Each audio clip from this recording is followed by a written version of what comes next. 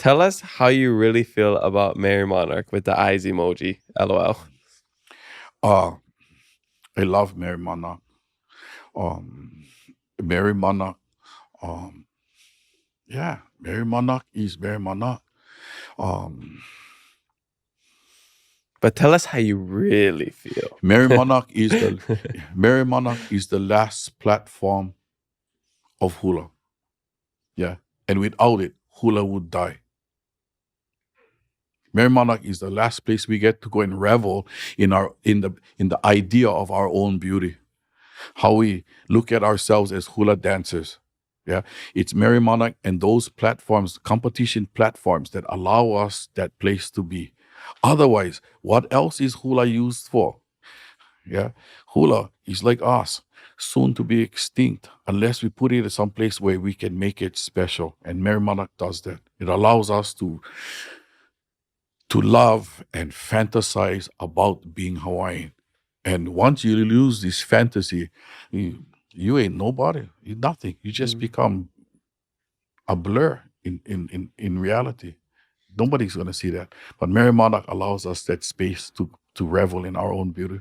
Mm-hmm. That's beautiful. I think a lot of people that think of asking a question like this, hearing your answer, maybe they're wondering like, do you have any animosity towards the judges or the structure of Merrie Monarch? Or because like I said earlier, like we all think your hula is so beautiful, so good, Wow. very entertaining, but you never win. And they're like, this guy needs to win. But It's like I don't know Leonardo about DiCaprio never winning an Oscar for so long, and then he finally wins an Oscar. I was told, yeah, I was told nobody but Hawaii going win. We'll never let anybody from Hawaii win. I also hear Hawaiians say, don't teach this to anybody else or any place else. Save some for us. Mm. I those are the kind of stuff I fight against. Mm. I like to tell Hawaiians, don't forget, yeah, we think that we were the greatest sailors ever in history, but we forgot how to. So we had to go ask somebody else to teach us again how to do what we say we were. Mm. What makes you think with the amount of people we have left that we tomorrow we're not gonna forget hula? Don't mind say that about other people. They love what they see in us. Teach them all we can. Let them carry those things on. And when we're gone as a people, there'll be something that we leave behind. I said, yeah, I don't share that same idea. Mhm.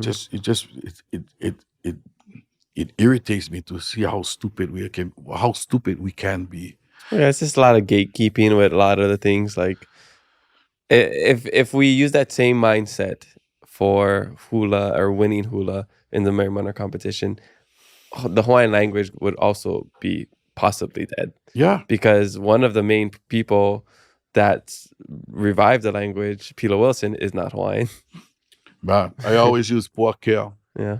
I love him, and he's been there for a long time in my career, and in competition, Mhm. and it's a good thing to know about the academy. There's nothing recreational about the academy. He's not here for recreation. We are competitors on every level. We Mhm. try to do what we do. What? Porquer has been there, and he's told me since I was young, in my 20s. He said, be careful for what you do. When I'm young, I don't know. I'm just going out there to pound ground.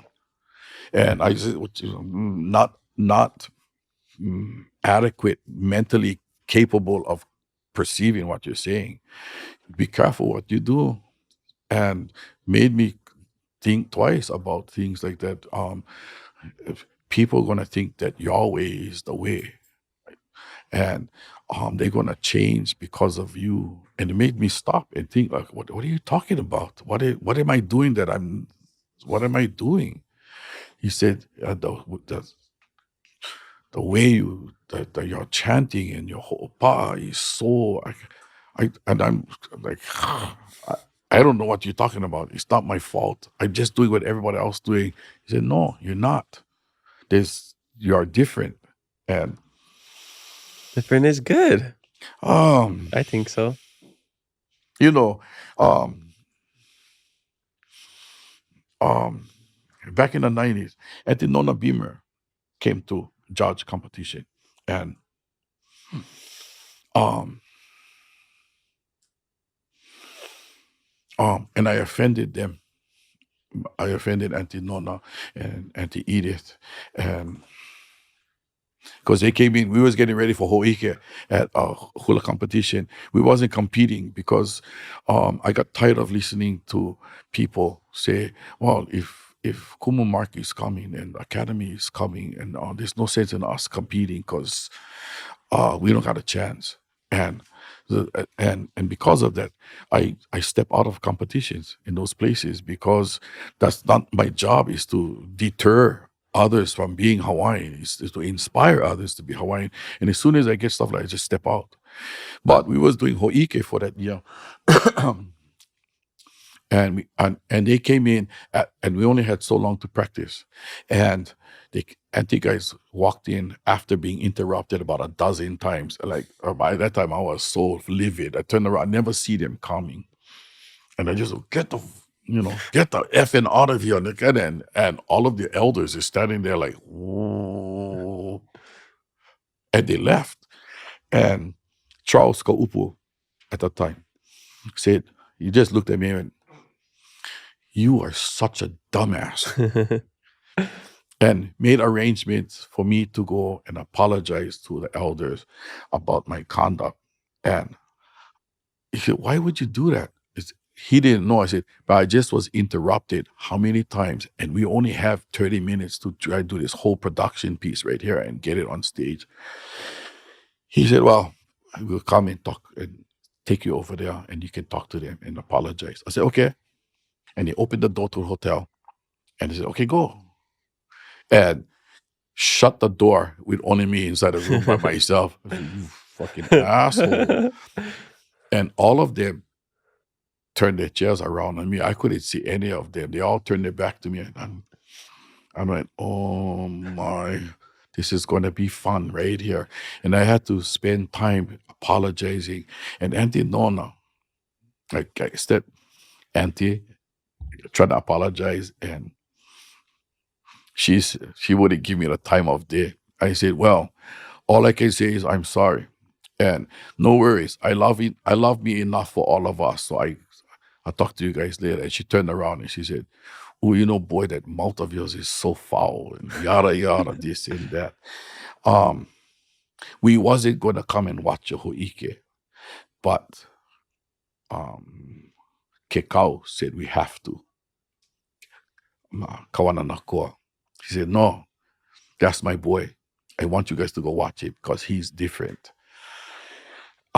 So they came and they watched, and the following day, Auntie Nona came and she said, "What do you call it?"